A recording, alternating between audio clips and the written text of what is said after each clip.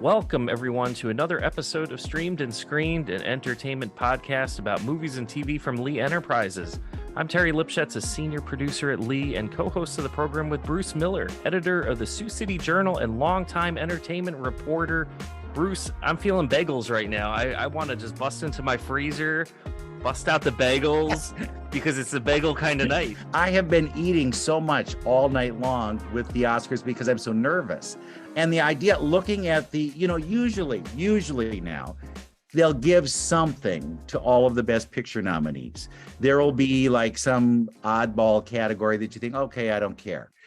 But this year they really went for everything, everywhere, all at once. Seven was the final count.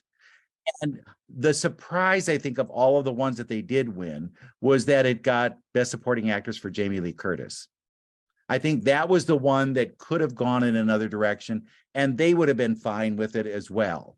But when she won, I think we saw, a trend is starting. This is going to be an everything kind of night. I really felt sorry for Angela Bassett because when you have those little boxes where you see all the faces, and there's Angela Bassett, and they say, and the winner is Jamie Lee Curtis, you could just see her face fall. And it was so heartbreaking because she had been built up as the presumptive winner. She was the one who was going to go home with the Oscar tonight, and she didn't. But I just hope that somebody writes her another good part and that she gets that chance to win because she deserves to win. Jamie Lee winning was kind of a hat tip to the history of movies because her parents were huge movie stars. They were nominated, they never won. And here was her husband, Christopher Guest. He was nominated before. He never won. And here, the one that they probably least suspected would win comes through and gets it. And she was very generous. And she kind of helped start that whole thank you, Mom, kind of thread that we saw throughout the night. A lot were thanking their mothers. And then it got to Michelle Yeoh winning. And she thanked her mother, who was back in Malaysia. So it's like, come on.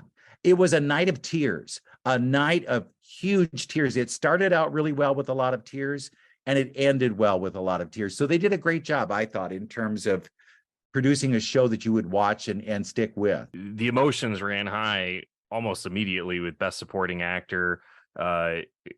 It was, that reunion, I guess, we'll get to with Encino Man, where the two actors, other than Pauly Shore, to star in that, walked away with Oscars tonight. It was just he got such a rousing ovation also when he came out, when he was announced. It was just, and they flashed to Steven Spielberg too, and he's applauding. It was just great.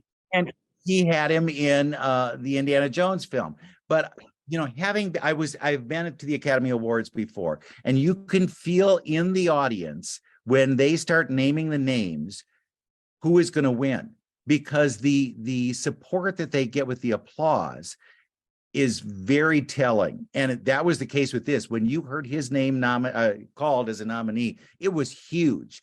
But he's won everything but the BAFTA award. So the idea that he wouldn't win would have been a real shame.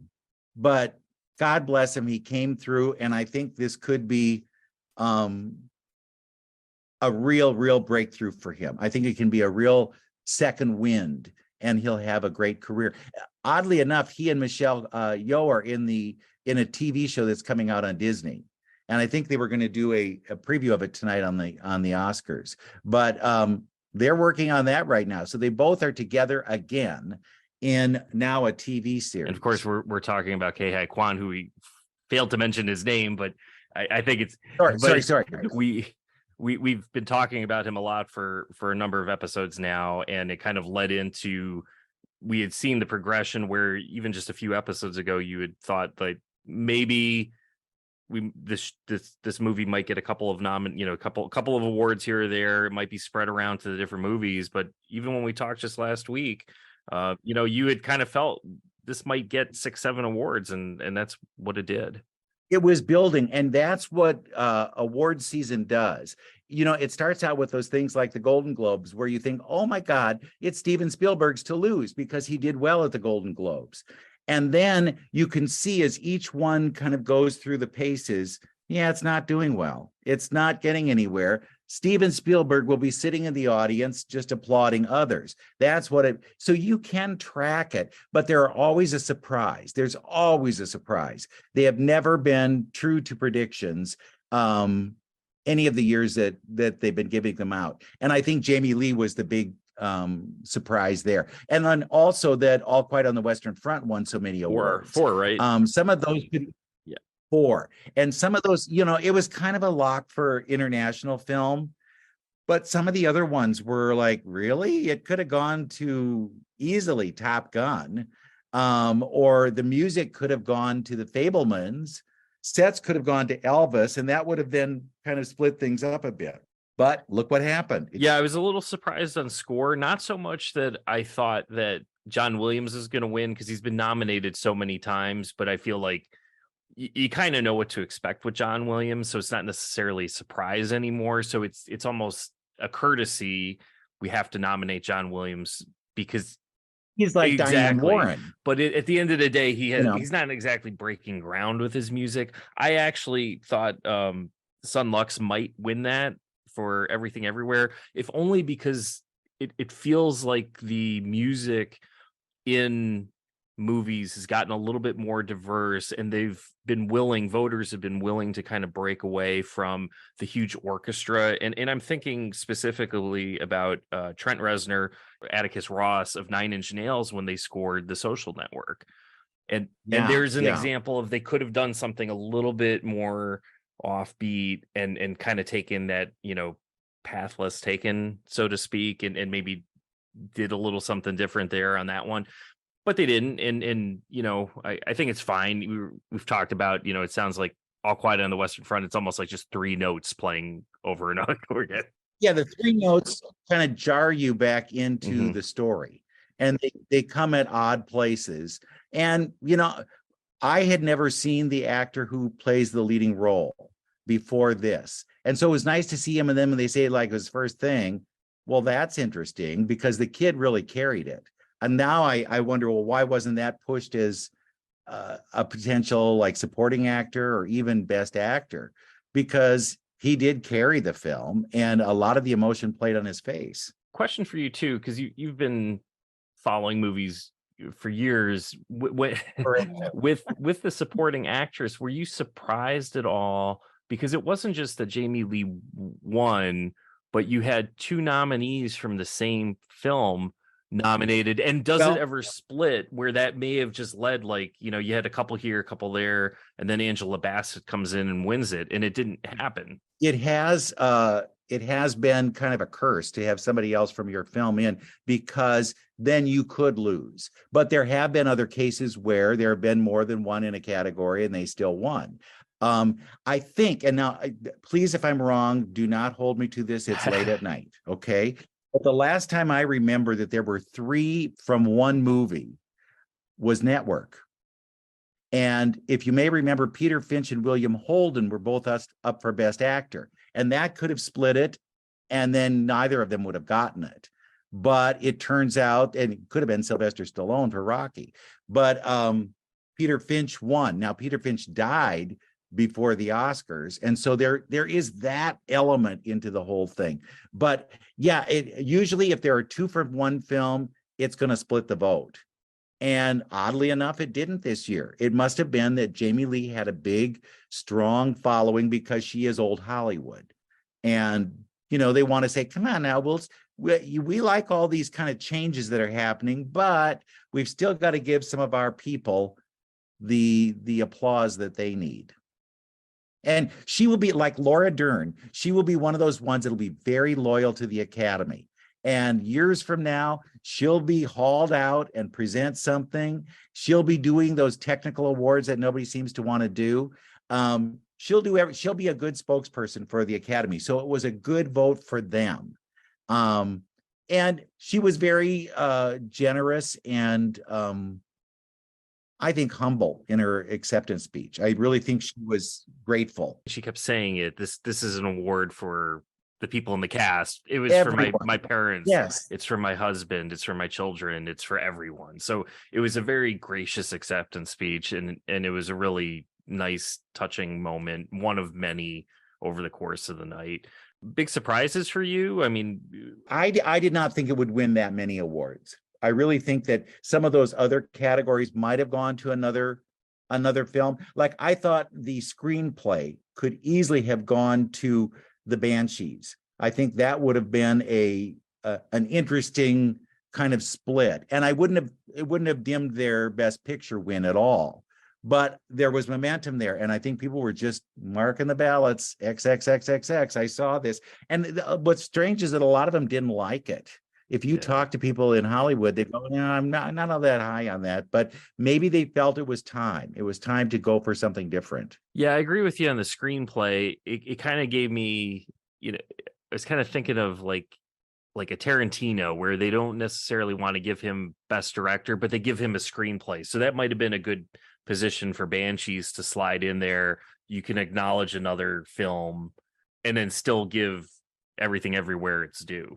There was talk quite a bit during the last week that Colin Farrell was going to sneak in and win. And that would have been okay. That would have been an okay Best Actor win, because look at his last year. He had so many big films and so different. And it would have been kind of a cumulative award. Yeah. But I'm fine with Brendan Fraser. I think it's a good thing. A couple of years ago, I was sitting with him on a veranda of a hotel, and he was in a mediocre limited series, and he was so honest and so forthright about how his career had gone down to nothing, and he was just grateful to be working. And to see something like this happen, I think it's proof that they are right. Anybody could win if you just stick with it. And I'm happy for all of them. I think it's a great thing. Like I say, though, the only one I really worried about was poor Angela Bassett. They also talk about if you wore a black dress. I think we mentioned this before. Right. A black dress would be a winner. I noticed no black dresses all night long on those nominees, except Cate Blanchett had a black kind of, or at least dark blue underneath her kind of blue top.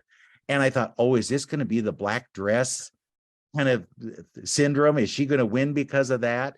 But it interesting, very interesting. And it is,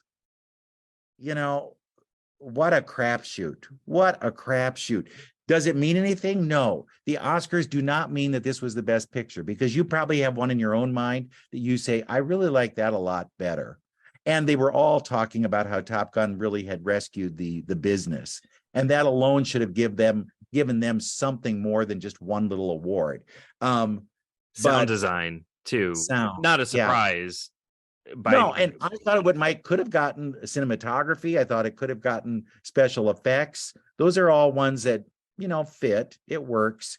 But you never knew if it was going to be pulled out at the end that it would win Best Picture. And that has happened. We've had these. Look at Spotlight. Spotlight won one thing before it got Best Picture. How does this happen? So anything could have happened on this. I thought the show moved well. If you watched, I thought that some of those categories that were stray, where you go, oh, now we're going to have to go get food or else go to the bathroom, were interesting. I love Julia Louis-Dreyfus talking about how we were the best dressed actors, usually get the give out this award, and this is the dress I wore in Christmas Vacation. I thought that was really very, very cute, well written. And then if you notice that when Michael B. Jordan and Jonathan Majors were presenting their award, and they kind of gave a "We love you" ante to Angela Bassett. It was kind of a nice kind of family feel. I could not believe that Lady Gaga had changed her clothes. She was like dressed to the nines at the beginning of this thing, wiped all that makeup off and put on what I basically was wearing. and then got out there on the stage and sang it. I was gobsmacked by that. I thought that was incredible. I noticed that too when she got up there, and I'm thinking, well, this is you're not even Lady Gaga anymore. You're back to being Stephanie Germanato. I mean, you're kind of like completely stripped away everything. And it was, I enjoyed it. I thought that was a really cool performance. And especially because we had seen her all decked out previously too, just a few years ago. So it's just it was a fun night from the music standpoint. I was a little on the music side of things. I was a little bit surprised that didn't win, possibly because I thought that might, but it played over credits. It's one where I didn't even know it was in the movie. I'm like, oh, Lady Gaga was nominated for what movie? Top Gun? Oh, I went to that and I didn't even realize it because it was at the end. It wasn't in a crucial, pivotal scene. And I kind of thought, because voters tend to like the big stars who do things, like maybe they would give it to David Byrne because he's kind of an establishment. He was Talking Heads. He has won before for score for The Last Emperor, but he's one of those longtime folks out there. They could have gone and it went for RRR. It wasn't, that was a little bit, but there wasn't an iconic song like we have had in past years. Like you didn't have that Streets of Philadelphia that opened up the movie and was a huge radio. No Shaft. Like Carly Simon with hers for Working Girl, which just opened up the whole movie. You look at all those James Bond songs that have become iconic, even the recent ones like from Adele. It is just Billie Eilish. She won. So they didn't go with pop royalty, which they could have very easily done with this one. So that was just a little bit of a surprise to me. How did you think the In Memoriam played out? Do you think that was okay? I was really moved by John Travolta because he had a connection. He also had a connection to Kirstie Alley, and they didn't make that connection. It would have been maybe cool to end with her or whatever, but you could see he was choking up about the whole thing. He was very emotional as he moved along. I don't know though that Lenny Kravitz was the best person to do that, to be honest with you. Yeah, I mean, I love Lenny. It just felt odd. I was more annoyed because they kept panning away from the screen to show Lenny Kravitz playing, and I couldn't figure. Where's my reading glasses? I can't. It's my cataract. That's what it seemed like. Is that one was in focus and then the next one went out of focus and then in and out and in and out. This was like the dumbest thing to do. When you're having somebody like that sing, show them at the beginning and then let them go into the slides that show you who's dead. Right? Yeah. And then you can come back to that person and they end it. But this is like some dumb idea of some creative producer who knows in the studio, just like let's move away. We need to show Lenny again, and you can't. You're showing these people who they're cinematographers and they're film editors. I have no idea who they are. I know who Kirstie Alley is because she was a star, but I don't know who any of these other people are. I need to see who it is on the screen. And tomorrow there will be a list of those they forgot to put in. Right. That's always a part of that whole segment. But some of those things, those little kind of nods to whatever. This year they were going a big thing because I'm sure Coda won last year. That's the reason that they were going to have signers around that were going to be. But when they showed them, they would cut them out of the screen. So who are they signing for? The guy standing behind the camera? I didn't get to I don't know how to read sign language. So I apologize. But if you're going to do this, have the person so you can see them so that if somebody would like that, they can see it on the screen.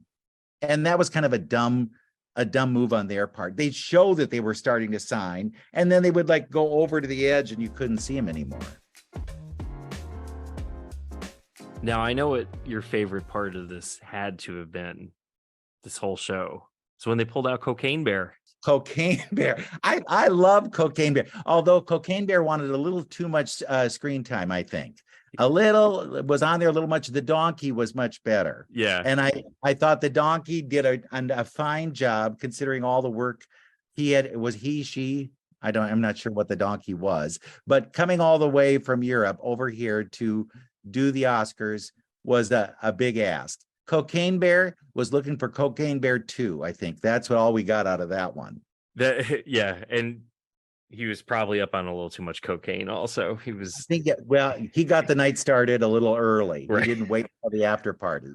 One little thing that irritated me, and I don't know how you might have felt about this, but all of a sudden we're going down the road to the Little Mermaid, right?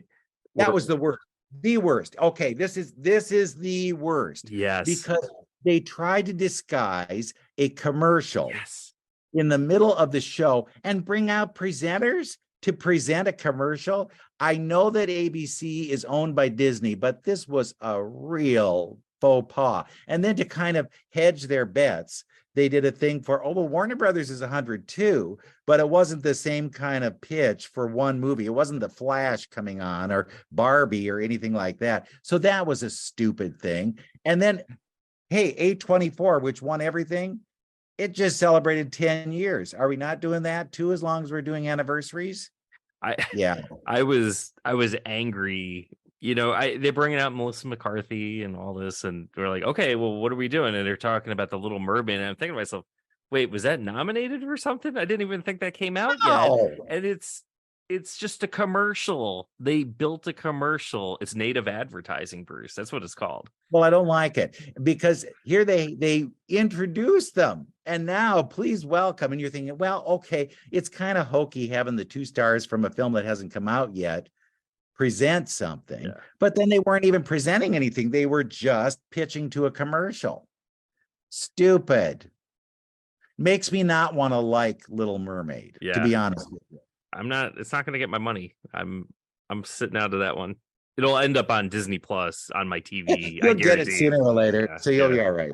The opening monologue, I thought Jimmy was fine. I mean, he was okay, sure. There were a couple of times when I thought, you're crossing over into that world where maybe you're saying personal things that could get you punched if it were a different year.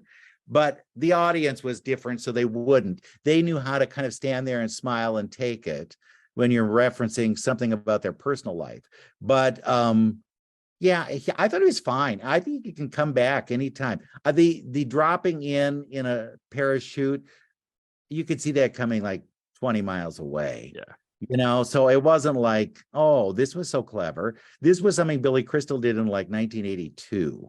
So I'm not really all that hooked up on it, but you know what I mean? He was fine. He disappeared for long periods of time. And I think he was with Malala, he should have talked to her beforehand and said, I'm going to play with you a little bit and please be playful. Did you notice the woman who was sitting like 2 rows behind her with this big kind of hat or netting? She looked like, oh my God, did I get the seats behind that woman? I will never see the show. Malala wasn't having it with Jimmy Kimmel.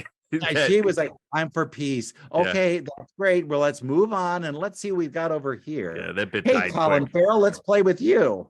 Right? Yeah, that bit died a horrible death. Oh, it was like boom. Yeah, but I thought, Jimmy Kimmel, and I know Chris Rock, and I love Chris Rock as a comedian. I've gone to a live Chris Rock show. But, you don't know, is there somebody with their finger on a button waiting to bleep something out because you don't know what he's going to say. I think after last year, after the slap, they just wanted to play that thing as safe as possible.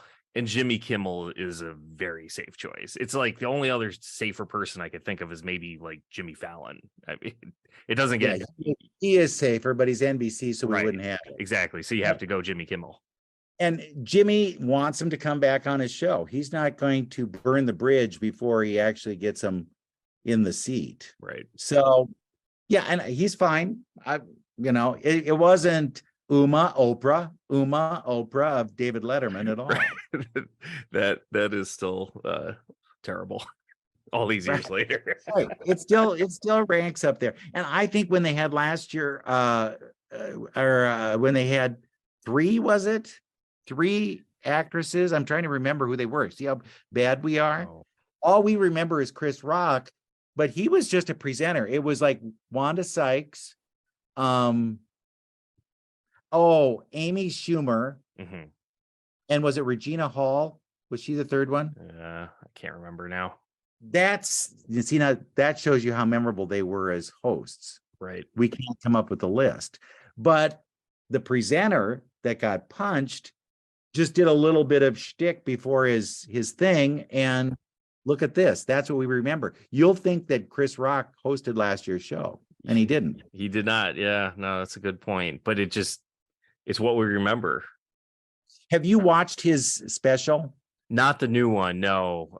He addresses it at the end of the special, but I think he is so the timing isn't that good. And so the points that he wants to make are valid, but they don't get presented in a way that you really think, oh, okay, I'm going to feel sorry for you. You don't. And I heard they had to edit out one of the jokes too related to that, because he set it up and then he screwed up the punchline, and even said it, I guess, on the live piece of it. So when they rebroadcasted now, the edited version, they just lopped out that whole thing because it just didn't make sense. So yeah, I haven't gone back and seen it yet. He needed to do a little more testing before he came out, because he hadn't been on stage before an audience for a while, and that might have been a little better for that. But you know what? He deserved the time. He deserved to be able to wait and give his response to that whole situation when he felt ready for it. And I was fine. Now you'll see people who say, oh, he's just too mean to Will and he shouldn't have done that. And no, it was time. I think one of the other nice things of the night was maybe we didn't have a Disney movie necessarily win the animated. We kind of, it was fresh. You know, we had Guillermo del Toro winning for Pinocchio.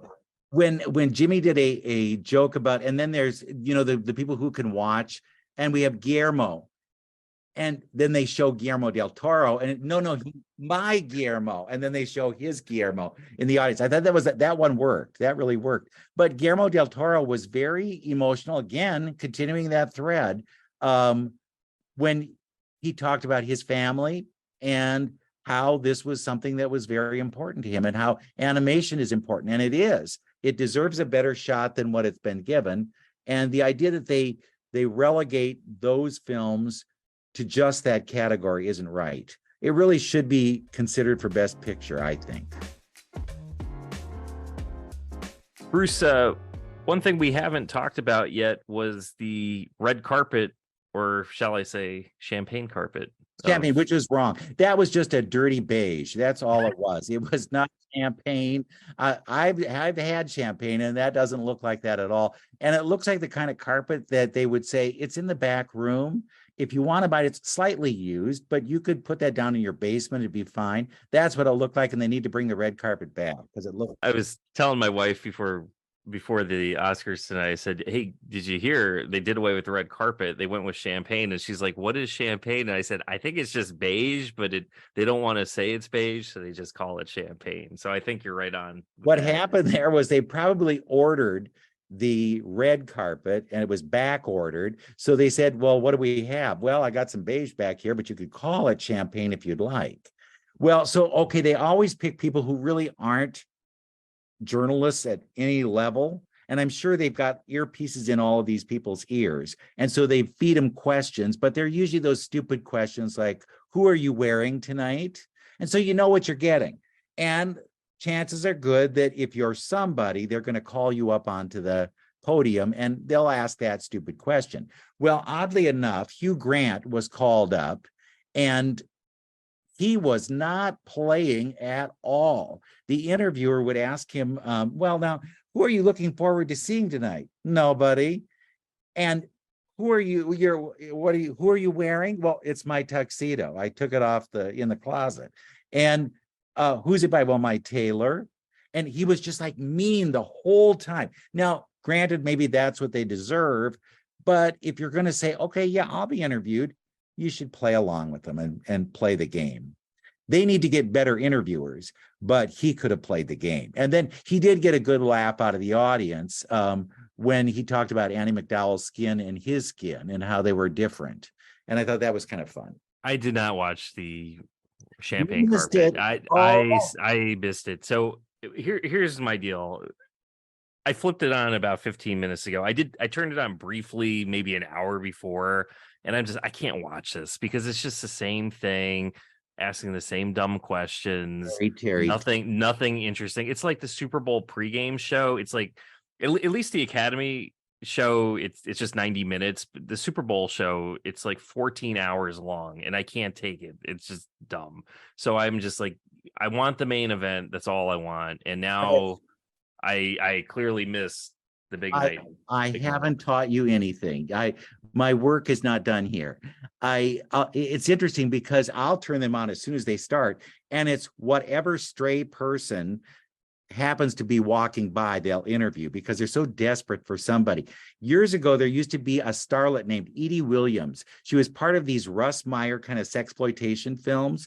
Edie would come every year wearing like half of clothes. She was like very underdressed, and they would always have to interview Edie, but Edie never had tickets to go to the Oscars. She'd just walk through the line and then get all of the attention because nobody was there at 2 or 3 o'clock in the afternoon. So when you watch this, those early ones are just a real pressure for these poor interviewers that don't know who these people are, what they've been in, or why they even got tickets to the Oscars this year. That's what's kind of fun about that. And then when you get toward the end, just before the show starts, the big names start appearing.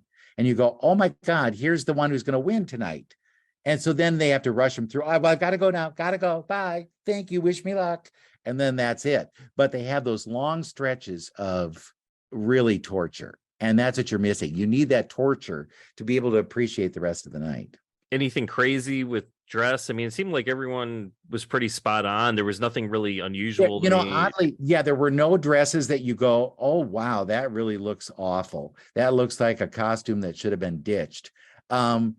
I found that Riz Ahmed, who presented, had a goofy shirt on. That's the only thing I saw out of the men that really was interesting. A lot of them went back to black tuxes, and that, usually they'll do a color, or they'll do velvet, or they'll do some kind of odd shirt combination thing. But that was about the only thing. The Everything Everywhere men were into kind of a burgundy look, and then one of the Daniels had punk written on the back of his, I believe it was punk, on the back of his jacket. And that was interesting, but that's, come on. He's not an actor. So you can do what you want because who knows if you're getting up there.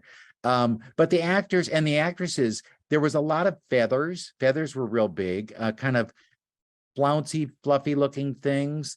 And white kind of seemed to be the color, oddly enough. So maybe they were looking at that poll that said white was a good color to wear on the Oscars. I don't think I'd wear white at all. You'd spill in a minute and there you'd be. Because they do have hors d'oeuvres before you start the Oscars. When you go in, they have free drinks and free hors d'oeuvres. And those people are worse than we ever are because they'll run after the free drinks. They'll stand in line forever to get one free drink. And then when some poor waiter comes out of the kitchen with a tray of hors d'oeuvres, they're on them right away. So I'm surprised that they would even they wouldn't eat anything. You'd bring something in a purse and say, that's good. But yeah, so there was nothing where you go, that was really an awful dress. I don't think we had that this year. Now, maybe there were ones that they never showed on the show. Maybe it was in the very first hour of the red carpet shows that we saw some of those goofy costumes, but it looked pretty good this year, I thought. And the pace of the show overall, because they brought a bunch of categories back that they relegated to the pre-show almost in the past. It worked. I didn't think it was going to work when they did the supporting actor and actress back to back. I thought that's way too much right away. You could do a couple of those stray ones in between, but I thought it was kind of good because then when they came to the next one, you were so full from that I was okay with a lesser award after that. And they found a way to make them humorous. I think, and they did a better job with the best picture things. You didn't have to have somebody trot out and say, this is my film and this is what it's all about, and please watch the clip. We don't care. I think if they cut all those clips of everything, we'd be fine, because this show is made for moviegoers, people who love movies. We've seen it or we know about it. We don't need to be reminded of it. They also, in that pre-show, another thing you missed was there was a TikToker, some TikTok guy that I don't know who the hell he was, who was doing some kind of trivia junk around the place, and he looked bored to death to be there. And I'm thinking, this is no way to get that TikTok crowd into watching this show. They are not going to watch broadcast TV, but you could do something on TikTok that would be much better and could get somebody to watch whatever you're presenting there. So I think they had an idea, but they didn't know how to execute it. Overall, the pace of the show moved along pretty well. I was concerned. It felt like we were going to run into some issues because they said 10 o'clock, and I'm looking at my clock periodically and I'm thinking, there's no way this thing is ending at 10, but it never ends at 10 anyway. It really didn't go that late. So all things considered, I thought they kept the pace of the show moving well. Jimmy had his opening monologue, he did his 15-20 minutes, whatever it was, but then they kept things moving along. You get that occasional cocaine bear dropped in. You would have, little bits here and there, but they seemed to keep that to a minimum. And they did all right with playing some of those second award winners off the stage sooner when, you had two people accepting for an award. With the bigger awards like director and actor, and they kind of got to ramble on a little bit, but it didn't feel horribly long either. It felt like even on those, they kept you wanting to listen, and they were personal, and there weren't any crazy, I didn't feel like there were any like polarizing issues for the most part that came up. It was mostly, introspective type things, and not, let's get political or anything like that. The show clipped along until we got to the Little Mermaid commercial. Mm-hmm. Then you think, wait a minute, they're duping me here. I feel like I've been had. And if they'd cut that one and the Warner Brothers one out, they might have been on time. Yeah. I'm not seeing Little Mermaid. I'm so sour on that right now. It's reverse psychology, right? Yep. There you go. Yep. But I think when we look back on this year, I think we'll go, you know what? It was good. They did a good job. They picked good winners. You can't really argue with that. And the idea that they were opening up to what we would used to think would be an indie film, would be something that would win in the Indie Spirit Awards, I think was a good thing. I really do. And we honored old people, it was everything everywhere all at once. It really was. I don't think there's a more appropriate way to end a show than on that statement right there. Call me tomorrow and I'll give you some more, right? That sounds good. So we're so you're heading out on vacation, and I'm off. But we do have another episode coming up next week where we dive into Marie Antoinette. Yes. Oh, you'll love to hear about that, and you'll get to hear the kids who are the stars of the show. Until next week, screen something good or stream something good.